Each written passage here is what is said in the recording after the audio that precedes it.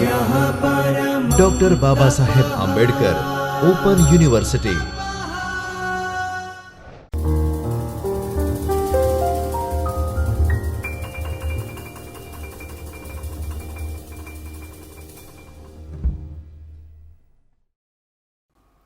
Welcome students.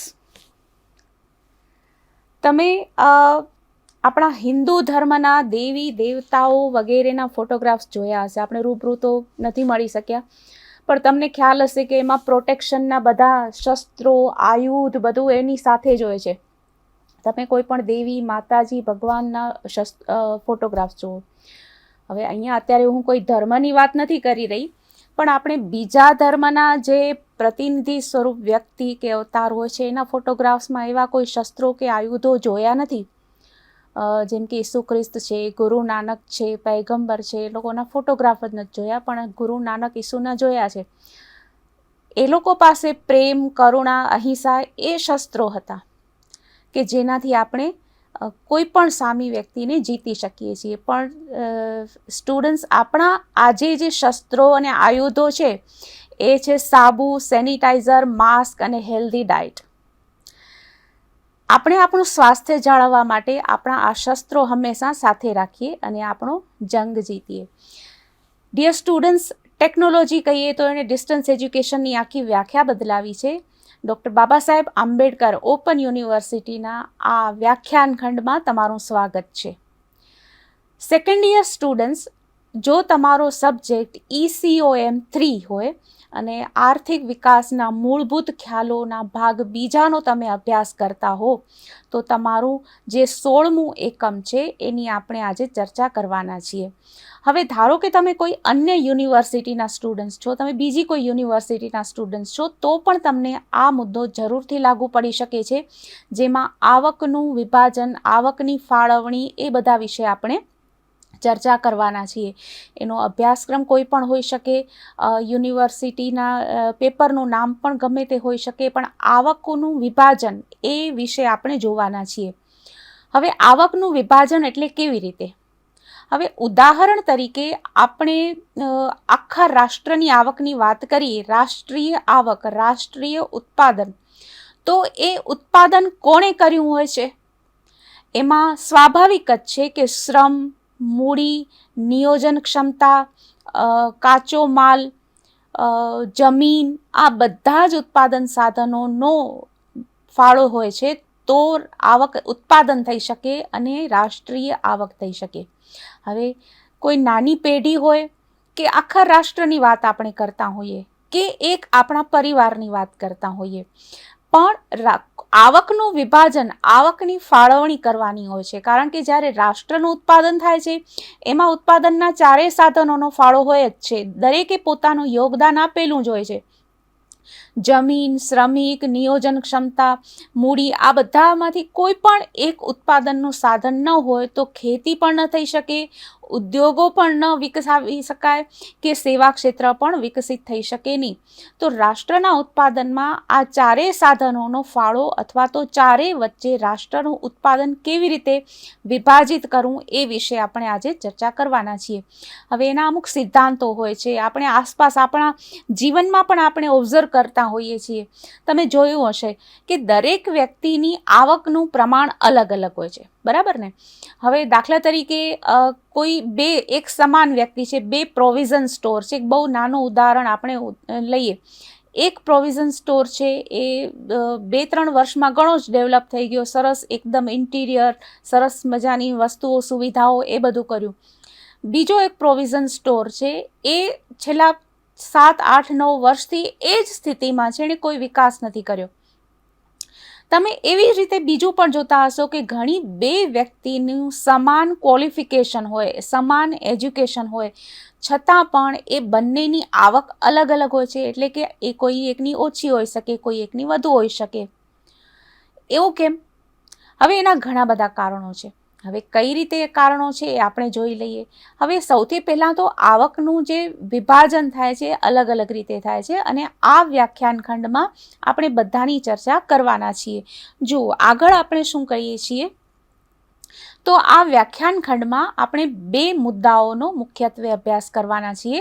પહેલો મુદ્દો છે રિકાર્ડોનો પ્રશિષ્ટ સિદ્ધાંત અને બીજો છે કાર્લ માર્ક્સનો સિદ્ધાંત. હવે આ બંને જુઓ, કાર્લ માર્ક્સ એટલે તમને ખ્યાલ છે કે સમાજવાદના પ્રણેતા, પણ તમે કાર્લ માર્ક્સને વાંચો ને, જો કે અહીંયા એ મુદ્દો અત્યારે વધારે ડિસ્કસ નહીં કરું, તો એણે મૂડીવાદનું બહુ સરસ વિશ્લેષણ કરેલું છે. એટલે કાર્લ માર્ક્સનું લખાણ અને એના વિચારો અન્ય ક્યાંયથી પણ તમને વાંચવા મળે તો અલગથી પણ વાંચજો. વેબસાઇટ ઉપર પણ અવેલેબલ હશે, પુસ્તક પણ મળી શકે છે. તો રિકાર્ડો, જેને આપણે પ્રશિષ્ટ અર્થશાસ્ત્રી કહીએ છીએ, કે જે સૌથી શરૂઆતના અર્થશાસ્ત્ર વિશે આપણને સમજૂતી આપે છે. એટલે આપણે અત્યારે 21મી સદીના 22મા વર્ષમાં જે અભ્યાસ કરીએ છીએ, પણ એ સમયની આખી સ્થિતિ અલગ હોય. પણ જ્યારે અર્થશાસ્ત્રનો પદ્ધતિસરનો અભ્યાસ શરૂ થયો એ વખતની સ્થિતિ આખી અલગ હોય. તો અત્યારે આપણે આવકનું વિભાજન કરાતું હોય તે વખતે કેવી રીતે કરાતું હોય, બંનેનો અભ્યાસ કરવાનો રસપ્રદ પણ રહે છે. ઘણી વખત આપણને એવું થાય છે કે એટલા બધા જૂના સિદ્ધાંતો હોય, અત્યારે લાગુ પડે કે નહીં વર્તમાનમાં, પણ એ વિશે પણ શક્યતા આખી પરિસ્થિતિ બદલાઈ જતી હોય તો એ સિદ્ધાંત સ્વાભાવિક લાગુ પડે નહીં. પણ તેમ છતાં અમુક મુદ્દાઓ જરૂરથી લાગુ પડી શકતા હોય છે. એ તમે અભ્યાસ કરજો અને આ વ્યાખ્યાન ખંડમાં પણ આપણે એની ચર્ચા કરવાના છીએ. તો એ વખતે પરિસ્થિતિ શું હતી, આર્થિક નિયમો કેવા હતા, ઉત્પાદનમાં કઈ રીતે ફાળવણી થતી, એ બધી વિશે આપણે ચર્ચા કરવાના છીએ. હવે આજે જે વ્યાખ્યાન ખંડનો અભ્યાસ કરવાના છીએ એના ઉદ્દેશો આપણે જોઈએ. તો પહેલો ઉદ્દેશ છે કે આવકની વહેંચણી કેવી રીતે થાય છે તે તમે સમજાવી શકશો, અને રિકાર્ડો અને કાર્લ માર્ક્સના આવકની વહેંચણીના સિદ્ધાંતોની તમે તુલના કરી શકશો. આગળ જોઈએ. હવે પહેલાં તો આવકની વહેંચણી એટલે શું, એના 3 લગભગ અંદાજે એવા વિભાજન કરી શકાય. કદાચ તમને શક્ય છે કે તમે ચોથો પણ પ્રકાર કહી શકો, પણ અત્યાર સુધી આપણે 3 અભ્યાસક્રમમાં હોય છે: વ્યક્તિગત વહેંચણી, કાર્યલક્ષી વહેંચણી અને સાધન દીઠ વહેંચણી. હવે ઊંધું શરૂ કરીએ, પહેલાં સાધન દીઠ વહેંચણી જોઈએ. તો સાધન દીઠ વહેંચણી એટલે કોઈ એક ઉત્પાદન થાય છે તો એમાં જમીનને કેટલું ભાડું મળશે. દાખલા તરીકે એક ખેતરમાં અનાજનું ઉત્પાદન થાય છે તો એમાં ખેડૂતને કેટલો ફાળો મળશે. હવે ખેડૂતની જમીન પણ પોતાની છે, ખેડૂતે શ્રમ પણ પોતાનો કર્યો છે, એનું બધું વ્યવસ્થાપન મેનેજમેન્ટ પણ ખેડૂતનું પોતાનું છે, એણે પોતાના સાધનો જ બધા જ સાધનો પોતાના યુઝ કર્યા છે, ટ્રેક્ટર ને બધું, તો એ બધી આવક એને મળી જાય. પણ ધારો કે એ ખેડૂતે પોતાના ખેતરમાં કામ કરવા માટે અમુક શ્રમિકો મદદમાં રાખ્યા છે, તો એને કેટલું વેતન આપવાનું. અથવા તો કોઈ એક એવી વ્યક્તિ છે કે જમીન ભાડે લઈને ખેતી કરે છે. ત્રીજો કેસ એવો પણ બની શકે કે કોઈ એક ખેડૂત છે, એણે લોનથી ટ્રેક્ટર ને બધા સાધનો, કૂવા માટે પાણીની વ્યવસ્થા બધું કર્યું છે, તો એને લોન કેટલા વ્યાજમાં લીધી હશે, આ બધું. હવે ધારો કે આમાં તો જમીનને ભાડું કેટલું મળે. આપણે ઉદ્યોગોની પણ વિચારણા કરી શકીએ કે ધારો કે એક ઉદ્યોગની સ્થાપના થઈ છે, તો એ ઉદ્યોગ ફેક્ટરીની જમીન છે, ગોડાઉનની જમીન છે, એનું ભાડું કેટલું. ઉદ્યોગમાં અથવા તો ફેક્ટરીમાં કામ કરતા શ્રમિકોને કેટલું વેતન મળે. હવે બધા જ શ્રમિકો, ઇન્ડસ્ટ્રીમાં કોઈ મેનેજર હશે, કોઈ કમ્પ્યુટર પર કામ કરતું હશે, કોઈ હ્યુમન રિસોર્સનું કામ કરતું હશે, કોઈ લેબર વર્ક એટલે કે શારીરિક શ્રમનું કામ કરતું હશે, તો દરેકની કાર્ય પ્રમાણે વિભાજન થશે. તો સાધન દીઠ વહેંચણી આપણને ઘણી વખત એવું લાગે છે ને કે આ વ્યક્તિ પાસે તો ઘણી બધી જમીન છે એટલે અમીર છે અને એની પાસે સંપત્તિ ઘણી છે. તો આપણે કોઈ વાર એવું પણ લાગે છે કે આનું એજ્યુકેશન બહુ ઘણું છે, એણે બહુ ઊંચો અભ્યાસ કર્યો છે એટલે એની આવક વધારે છે. તો આપણે એ બધીની ચર્ચા કરશું. હવે કાર્યલક્ષી વહેંચણી એટલે શું, જેનું કાર્ય વધારે. દાખલા તરીકે આપણે થોડા સમય પહેલાં જ વાત કરી કે બે વ્યક્તિ સમાન પ્રમાણમાં શિક્ષણ મેળવેલું હોય, બંનેની ડિગ્રી ક્વોલિફિકેશન એક સરખું હોય, તો પણ શક્ય છે કે બંનેની આવક અલગ અલગ હોઈ શકે. કેવી રીતે, તો એક વ્યક્તિ છે એ દિવસના 10 થી 12 કલાક કામ કરે છે, બીજી વ્યક્તિ છે એ 8 કલાક કામ કરે છે, તો કદાચ શક્યતા એવી છે કે જે લોકો વધુ કામ કરે એ લોકોને વધારે આવક મળવાની સંભાવના હોય છે. ઘણી વખત માત્ર સમયનું જ પરિબળ નથી હોતું. ઘણા લોકો માત્ર 4 થી 5 કલાક કામ કરીને પણ ઘણું બધું આવક મેળવી લેતા હોય છે. બીજું કારણ એ પણ હોય છે કે ધારો કે કોઈ એક વ્યક્તિ હોય છે, એ કોઈ એક જગ્યાએ કામ કરતી હોય છે, સર્વિસ કરતી હોય છે, વ્યવસાય કરતી હોય છે, તો એણે પોતાની જમીન ભાડે આપેલી હોય છે અથવા તો મકાન ભાડે આપેલું હોય છે, તો એ ભાડાની આવક પણ હોઈ શકે. તો આ આવકના 2 સ્ત્રોત થયા. એ જ વ્યક્તિએ છે પોતાની થોડી બચત બેંકમાં મૂકેલી છે, તો બેંક તરફથી એને વ્યાજ પણ મળે છે. તો આ આવકના જુદા જુદા સ્ત્રોત છે કે જે એને અલગ અલગ જગ્યાએથી આવક મેળવી આપે છે. તો આ કાર્યલક્ષી વહેંચણી, વ્યક્તિગત વહેંચણી એ બધાના ઉદાહરણ થયા. આ જે વ્યક્તિગત વહેંચણી કઈ, એ આપણે એમ કહી શકીએ કે એક વ્યક્તિનું શિક્ષણ વધારે હોય તો આવક વધારે મળે, વધારે કલાક કામ કરતી હોય તો વ્યક્તિને આવક વધારે મળે. તો આવકની વહેંચણી અલગ અલગ હોઈ શકે છે. કાર્યલક્ષી વહેંચણી, સાધન દીઠ વહેંચણી, આ હવે તમને કોન્સેપ્ટ ક્લિયર હશે. આગળ જોઈએ તો આવક એકથી વધારે સ્વરૂપે મળે છે. હમણાં જ આપણે ચર્ચા કરી કે એક વ્યક્તિ હોય એને ભાડું, વેતન, વ્યાજ, નફો દરેક રીતે આવક મળી શકે છે, બરાબર છે.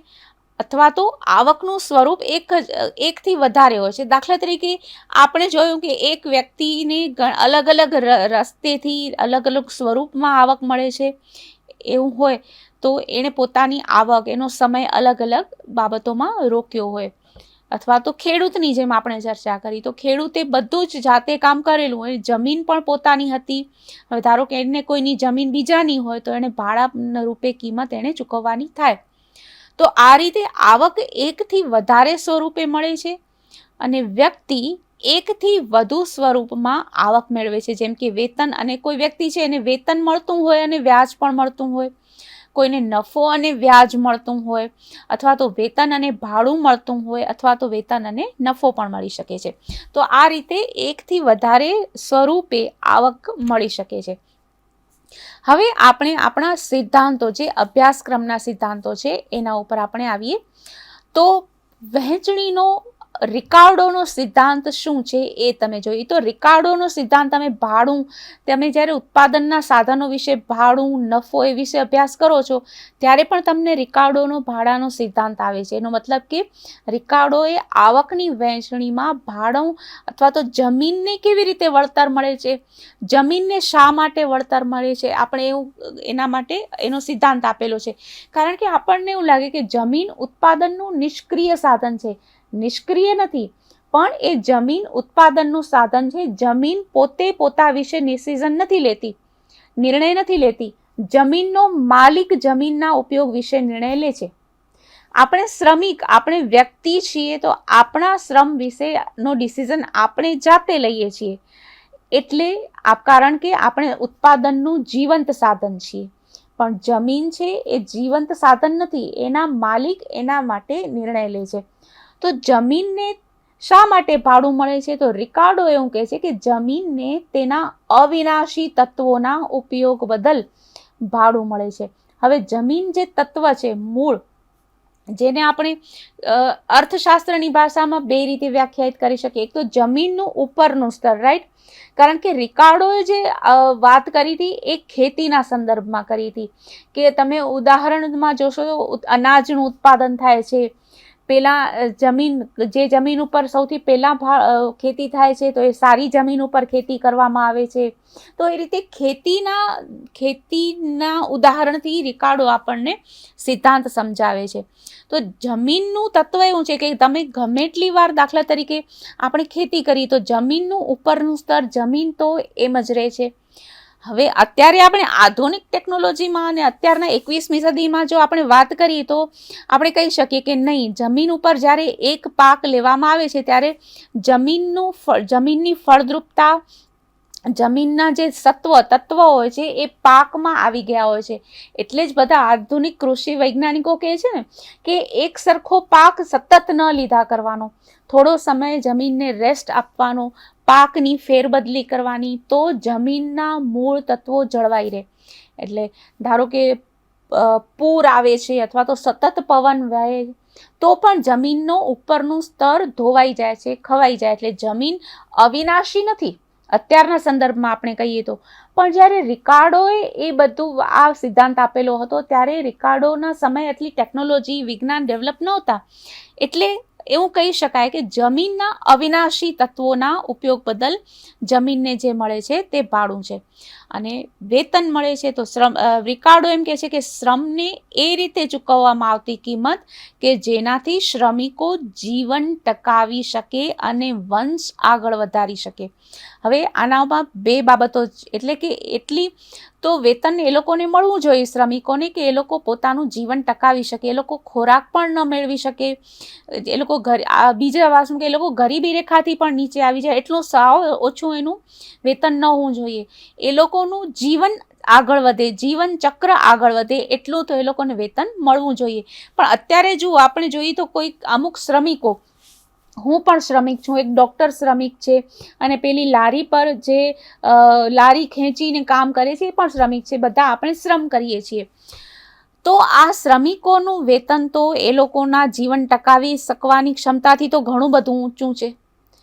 એ લોકો પોતાની જીવન એક સજીવ બીજા સજીવને ઉત્પન્ન કરી શકે એટલી ક્ષમતા, જેટલું એનું જીવન ટકવું જોઈએ એ રીતે એને વેતન ચૂકવવું જોઈએ એવો રિકાર્ડોનો સિદ્ધાંત કહે છે.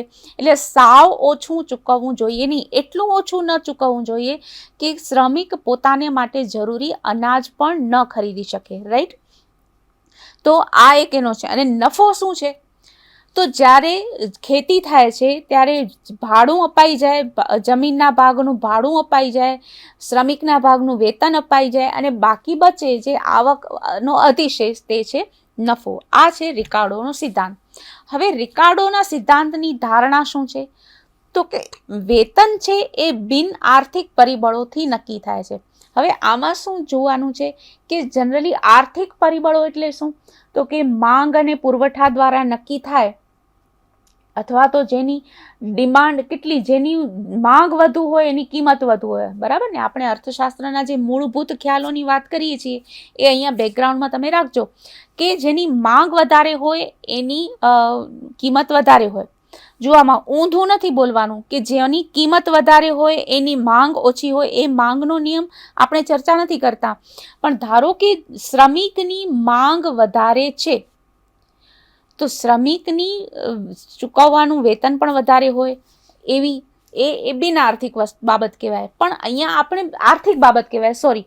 શ્રમિકની માંગ વધારે હોય અને એને ચૂકવવાનું વેતન પણ વધારે હોય તો એ બાબત થાય છે એની આર્થિક પરિબળ. પણ આપણે અહીંયા ચોખ્ખું લખેલું છે કે આ બિન આર્થિક પરિબળોથી નક્કી થાય છે. તો બિન આર્થિક એટલે કેવું? બિન આર્થિક એટલે એવું કે શ્રમિકને જીવન ટકાવવા જેટલું વેતન તો મળવું જોઈએ.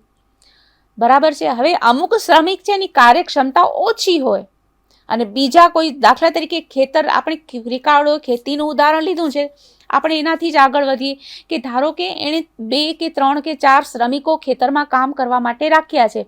હવે એક શ્રમિક એવો છે કે એનાથી બિલકુલ વધારે મહેનત થઈ શકતી નથી, ખેતીનું કામ શ્રમ બહુ મહેનત માંગે તેવું છે, બહુ કામ નથી થઈ શકતું. બીજો શ્રમિક છે એ વ્યવસ્થિત મજબૂત છે, કામ કરી શકે છે, પણ તો પેલો જે કામ ઓછું કરે છે એને એટલું વેતન તો મળવું જ જોઈએ કે એનું જીવન ટકી શકે. તો આ અહીંયા એની ડિમાન્ડ નથી, એની માંગ ઓછી છે. એ શ્રમિકને કામ પર ન રાખીએ તો પણ કદાચ ચાલે, તેમ છતાં એ થોડુંક પણ કામ કરે છે પણ તેને સાવ ઓછું વેતન એટલું નથી આપવાનું, એને એટલું વેતન તો આપવાનું છે કે એનું જીવન ટકે. તો આ તો બિન આર્થિક પરિબળ થયું ને, કે જીવન ટકે એટલું વેતન. આમાં આર્થિક પરિબળ નથી, તો આ બિન આર્થિક પરિબળોથી નક્કી થાય છે. પછી મકાઈ, કોર્નની વાત થાય છે. તો અનાજ એ વેજ ગુડ છે. અનાજ એટલે મકાઈ અથવા આપણે જનરલ કંઈ પણ ઘઉં લઈ શકીએ, પણ કોર્ન એટલે કે રિકાર્ડોએ મકાઈનું ઉદાહરણ લીધું છે. વેજ ગુડ એટલે શું? કે શ્રમિકો તેની આવકમાંથી અનાજ ખરીદે છે અને એનાથી એનું જીવન ટકે છે. હવે શ્રમિકોને વેતન આપશો એટલે શ્રમિકો પાછું એ પૈસાથી અનાજ જ ખરીદવાના છે, તો એનું વેજ ગુડ કહેવાય, કારણ કે એ પોતાની આવકમાંથી એ અનાજ ખરીદવાના છે, એ વેજ ગુડ છે. સીમાંત જમીન ખેડાણ હેઠળ આવતા સારી જમીનને ભાડું મળે છે. હવે આમાં જુઓ, એક ફેરફાર થયો. વેતન અને શ્રમિક એ બંનેમાં આપણે અલગ અલગ જોવાનું છે કે જ્યારે ધારો કે વસ્તી વધશે, કારણ કે શ્રમિકોને એટલું વેતન તો મળે છે કે એ લોકોનું જીવન ટકે અને એ લોકો બીજા સજીવને ઉત્પન્ન કરી શકે, વંશ આગળ વધી શકે. તો જેમ જેમ વસ્તી વધશે તેમ તેમ અનાજની માંગ વધવાની છે. અનાજની માંગ વધશે તેવી રીતે તો એનાથી અત્યારે જેટલી જમીન ઉપર ખેતી થાય છે એના કરતાં તો વધારે જમીનની જરૂર પડશે. અત્યારે જે જમીન આપણે ખેડાણમાં લીધી છે એ એકદમ ફળદ્રુપ છે. સૌથી સારી જમીન, ફળદ્રુપ જમીન ઉપર પહેલાં ખેતી થાય છે. પછી રિકાર્ડો એમ કહે છે કે જ્યારે જમીનની માંગ વધશે ત્યારે એનાથી ઓછી સારી જમીન પણ ખેડાણ હેઠળ આવશે. એટલે એને પેલું જમીનને જેટલું ભાડું આપવું પડતું, દાખલા તરીકે 15,000 રૂપિયા આપવું પડતું અથવા તો 1,500 આપવું પડતું, તો આ નવી જમીનને પણ 1,500 આપવું પડશે. તો હવે પેલી સારી જમીનના માલિક કહેશે કે નહીં, તમે એ ખરાબ જમીન છે એને 1,500 આપો છો, તો મારી જમીન તો સારી છે, મને 500 વધારે જોઈએ. તો સારી જમીન છે એને જે 500 રૂપિયા વધારે મળ્યા, 1,500 વત્તા 500 એટલે 2,000 રૂપિયા મળ્યા. તો 2,000માંથી એ 1,500 એને મળે છે એ છે એનું બદલાનું, જમીનના ઉપયોગ બદલ મળતું વળતર. પણ જે 500 વધારાના મળે છે એ ભાડું છે. તો નવી જમીન જે ઓછી સારી છે એને તો એના કામના બદલામાં જ 1,500 રૂપિયા મળે છે કે આપણે જમીનનો ઉપયોગ કર્યો. પણ જે સારી જમીન જે પહેલેથી ખેડાણ હેઠળ છે એને 500 રૂપિયા વધારે મળ્યા, એ 500 રૂપિયા છે ભાડું. તો જેમ જેમ વસ્તી વધે, જેમ જેમ અનાજની માંગ વધે અને જેમ જેમ ઓછી સારી જમીન ખેડાણ હેઠળ આવે તેમ તેમ સારી જમીનને મળતું ભાડું વધતું જાય છે. ધારો કે ત્રીજી વધારે ટુકડો જમીન લીધી આપણે, તો એને પણ 1,500 રૂપિયા આપ્યા, તો વચ્ચેની જે જમીન છે કે હવે 500 રૂપિયા અમને પણ ભાડું જોઈએ. પહેલી સારી જમીન છે કે મને વધારે 500 રૂપિયા ભાડું જોઈએ, તો એને 2,500 રૂપિયા મળશે, બીજા નંબરની એને 2,000 અને ત્રીજા નંબરને 1,500 રૂપિયાની બદલાની કમાણી. તો આ થયું આખું એનું રિકાર્ડોનો સિદ્ધાંત. હવે સીમાંત જમીન ખેડાણ હેઠળ આવતા સારી જમીનને ભાડું મળે છે. આપણે ચર્ચા કરી સીમાંત જમીન એટલે જેની ફળદ્રુપતા ઓછી હોય. મૂડીપતિઓ મૂડી સર્જન કરે છે અને મૂડી રોકાણ કરે છે. હવે આમાં આપણે જોયું કે ખેતી કરે છે ખેડૂત, અને અહીંયા વેતન શ્રમિક છે વેતન મેળવે છે, જમીન છે ભાડું મળે છે, અને મૂડીપતિઓ રોકાણ કરે છે. કે ખેડૂતમાં ખેતર ખેડતો હોય ખેડૂત, તો એને લોનથી ટ્રેક્ટર આપવું કે એને પાણીની સિંચાઈની વ્યવસ્થા કરી આપવી, ઇલેક્ટ્રિસિટી, બીજ, ખાતરની જે કાંઈ પણ મૂડી રોકાણ સૌથી પહેલાં જોઈએ એ મૂડીપતિ કરે છે. મતલબ કે અહીંયા 3 ઉત્પાદનના સાધનની ચર્ચા થઈ છે. એક તો જમીન, શ્રમિક અને મૂડીપતિ, એ 3 ઉત્પાદનના સાધનો છે, સિદ્ધાંતની ધારણા કરે છે. હવે આપણે આગળ જોઈએ તો જેમ જેમ વસ્તી વધે છે તેમ તેમ અનાજની માંગ વધે છે, તેમ તેમ સીમાંત જમીન ખેડાણ હેઠળ આવે છે, ભાડું વધે છે અને નફાનો હિસ્સો ઘટે છે. હવે આ રીતે નફાનો હિસ્સો ઘટે તો એના બદલામાં શું થાય છે કે વેતન તો સ્થિર રહેશે. પહેલાં જમીન તો વધારે ને વધારે ભાડું આપવું પડશે, કારણ કે અનાજના ઉત્પાદનમાં જમીનનું મહત્વ વધારે છે. હવે અનાજની માંગ વધે છે તો વધારે શ્રમિકો રાખીને ઉત્પાદન કરી નહીં શકાય. વધારે શ્રમિકો રાખશું પણ ખેતી માટે જમીન નહીં હોય તો, એટલા માટે અહીંયા અનાજના ઉત્પાદનમાં શ્રમિકોની જરૂર તો પડવાની છે, પણ સાપેક્ષ મહત્વ જમીનનું વધારે છે. કારણ કે ટ્રેક્ટરથી પણ શ્રમિકો ઓછા મળે તો ટ્રેક્ટરથી પણ ખેતી થઈ શકે, પણ જમીન તો જોઈશે જ. એટલે જમીનનું મહત્વ વધારે છે, એટલે એને ભાડું વધારે મળવું જોઈએ.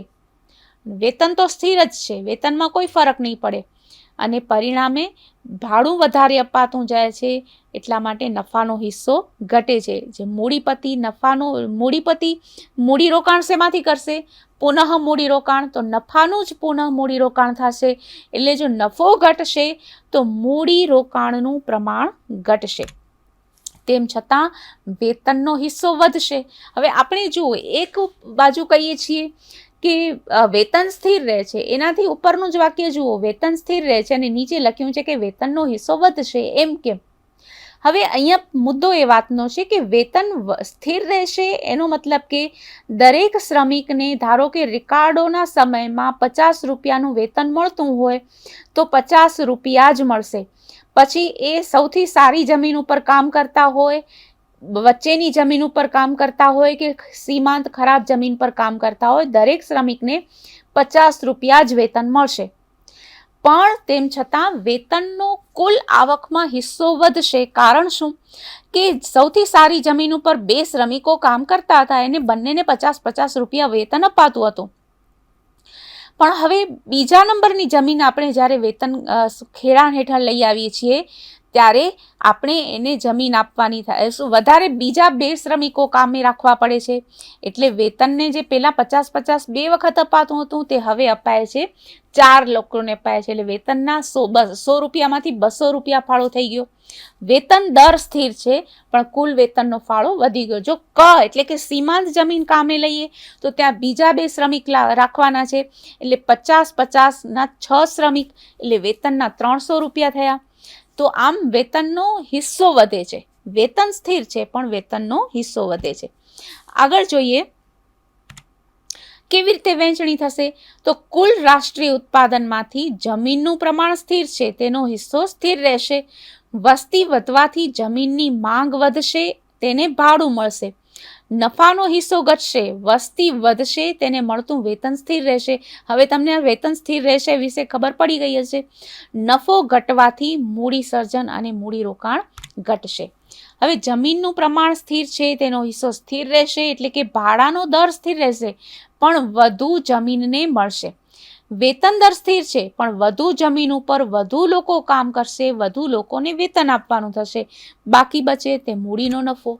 હવે આપણે આવીએ માર્ક્સના સિદ્ધાંત ઉપર. જુઓ, વેતન અને નફાનો જ વિચાર કરે છે. માર્ક્સ શું કરે છે? એમાં ભાડાનો વિચાર નથી કર્યો, જમીનને જે ભાડું મળે છે એના ઉપરનો વિચાર નથી કર્યો, પણ વેતન અને નફાનો વિચાર કરે છે. ઘટતા મળતરને ધ્યાનમાં લેવામાં આવ્યું નથી. જુઓ, આમાં રિકાર્ડોએ જે વાત કરી છે એ ઘટતું મળતર કહ્યું છે કે દાખલા તરીકે ફળદ્રુપ જમીન છે જે સૌથી સારી, એના ઉપર 100 કિલો અનાજનું ઉત્પાદન થતું હોય તો બીજી જે ઓછી સારી જમીન છે એના ઉપર 75 કિલો ઉત્પાદન થશે. અથવા તો સારી જમીન ઉપર જ્યારે આપણે વધારે ખેતી કરીએ છીએ ત્યારે ધીમે ધીમે અનાજનું ઉત્પાદન ઘટતું જાય છે, તો ઘટતું મળતર. પણ માર્ક્સનો સિદ્ધાંત છે એમાં ઘટતા મળતરને સ્થાન નથી. વધારે કલાક કામ કરાવીને, વધુ ઉત્પાદન કરાવીને, અધિશેષ વધારે મેળવીને વધારે નફો મૂડીપતિઓ મેળવે છે. જુઓ, અહીંયા ડિફરન્સ આવે છે ને માર્ક્સ અને રિકાર્ડોના સિદ્ધાંતમાં. તો માર્ક્સ તો કહે છે કે મૂડીપતિઓનો નફો ઘટતો નથી. પેલા જમીનનું ઉત્પાદન ક્ષમતા, જમીનનું ઉત્પાદન ઘટતું મળતર છે એટલે મૂડીનો નફો ઘટે. પણ અહીંયા ઘટતું મળતર નથી એટલે મૂડીપતિઓનો નફો ઘટતો નથી. કારણ શું? કે એ લોકો શ્રમિકો પાસે વધારે કામ કરાવી લે છે. શ્રમની બચત કરે તેવી ઉત્પાદન પદ્ધતિ અપનાવવાની પ્રેરણા મળે છે. પદ્ધતિ એટલે ઉત્પાદન પદ્ધતિ અપનાવવાની પ્રેરણા મળે છે. ટેકનોલોજી ડેવલપ થઈ. હવે એનો મતલબ કે માર્ક્સે ઉદ્યોગોની બાબતમાં વિચાર કર્યો છે.